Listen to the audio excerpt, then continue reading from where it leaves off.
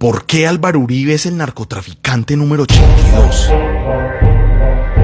Este es un tema más delicado de lo que parece. Muchas personas se refieren al expresidente como el delincuente número 82 o el criminal número 82, pero no tienen plena conciencia del origen contextual al que este calificativo obedece. Escuche con atención. Muchas élites y esferas de poder colombianas quieren que usted ignore esta información. Ellos quieren sepultar el debate. Esta vez no lo van a lograr tan fácil. Una producción de Cofradía para el Cambio.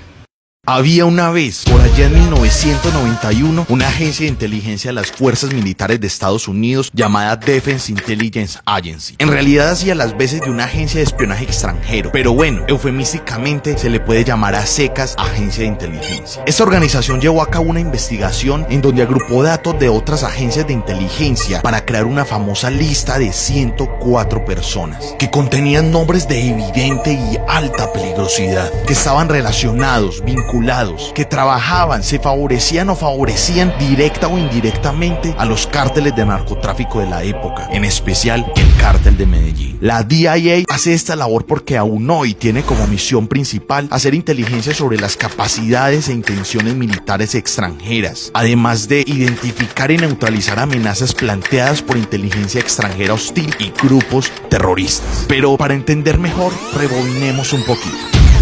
En 1991, Pablo Escobar seguía fugitivo en Antioquia. En el 89 mataron a Galán. En el 90 a Bernardo Jaramillo Osa y a Carlos Pizarro. En el 87 ya habían matado a Jaime Pardo Leal. Los homicidios no distinguían entre campesinos y candidatos a la presidencia. Los asesinatos eran incesantes en los territorios. ¿Se les parece un poquito a la actualidad? No sé, una explosión, no sé qué... Entre el periodo de 1986 y 1990 fueron asesinados 4 candidatos a la presidencia de Colombia, una de las más ensangrentadas campañas políticas de nuestra historia. El gobierno de Virgilio Barco dejó un saldo de 13.635 víctimas, nada más por causas relacionadas con el conflicto social y político del país. La presidencia de Gaviria del 90 al 94 fue peor. Dejó una vergüenza de 14.856 muertes violentas relacionadas con el conflicto social y político. El partido de la UP fue exterminado.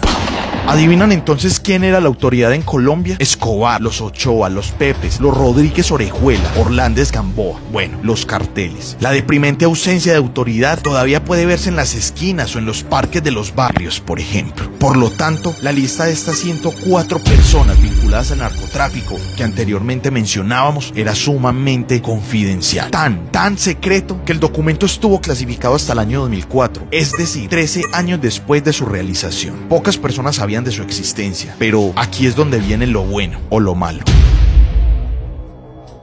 Para cuando desclasificaron estos documentos, más del 80% de las personas allá anotadas ya habían terminado en prisión o habían sido dadas de baja por precisamente los nexos con el narcotráfico que la investigación señalaba. La DIA no contaba con que el señalado número 82, después de 13 años, era el único hombre que figuraba como presidente de un país fuertemente permeado por el narcotráfico. ¿Ya se imaginan quién es el personaje número 82 de la lista? Nada más y nada menos que Álvaro Uribe. La situación se torna preocupante si tenemos en cuenta que en el listado también figuran narcotraficantes de talla mundial como Pablo Escobar, quien es el número 79. Está John Jairo Velázquez alias Popeye, quien es el número 1. También hay personas como Manuel Noriega en el número 66. Hay decenas de sicarios del cártel de Cali de Medellín y así 104 personas, siendo Uribe el número 82. El inicio del informe sentencia lo siguiente. Este reporte ofrece información sobre los narcotraficantes colombianos más importantes, contratados por los cárteles para seguridad, transporte, distribución, cobro y ejecución de operaciones de narcóticos, tanto en Estados Unidos como en Colombia. El documento dice textualmente que Uribe estaba dedicado a colaborar y que trabajaba para y con el cartel de Medellín a altos niveles gubernamentales. Dice que fue amigo de Pablo Escobar y participó en su campaña política. La investigación afirma además que Uribe fue vinculado a negocios que están conectados con actividades de narcotráfico en Estados Unidos. El documento dice también que su padre fue asesinado por sus relaciones con los narcotraficantes. Más tarde, fue precisamente el gobierno de Uribe el que hizo una declaración al respecto en el 2004, desmintiendo la información y ofreciendo otra versión de los hechos. Ustedes están en la libertad de observar, analizar y contrastar. Para eso, se han dispuesto varios links en la publicación de este video. Eso sí, los antecedentes son innegables. Uribe fue destituido de la alcaldía de Medellín por Belisario Betancur por posibles nexos con el narcotráfico. En ese cargo solo duró 3 meses. En 1982, Iván Duque Escobar, padre del actual presidente Iván Duque, hizo denuncias en contra de Álvaro Uribe por las licencias que otorgó como director de la Aeronáutica Civil a personas relacionadas con el narcotráfico. El mismísimo Popeye diría en una entrevista lo siguiente: él, cuando era director de la Aerocivil, él autoriza la pista de la Hacienda Nápoles. Él autoriza esa pista sabiendo que es para Pablo Emilio Escobar Gaviria. Mire, yo realmente en el tema de Álvaro Uribe Vélez no me quiero extender más. Por lo que estoy aquí en la ciudad, Álvaro Uribe Vélez es el dueño de esta ciudad. ¿Cómo podemos entonces desvirtuar la posición de la Defense Intelligence Agency? Recuerden siempre contrastar la información y corroborar por sí mismo los datos aquí brindados. El conocimiento nos hará libres. Comparte este video y únete al movimiento del cambio.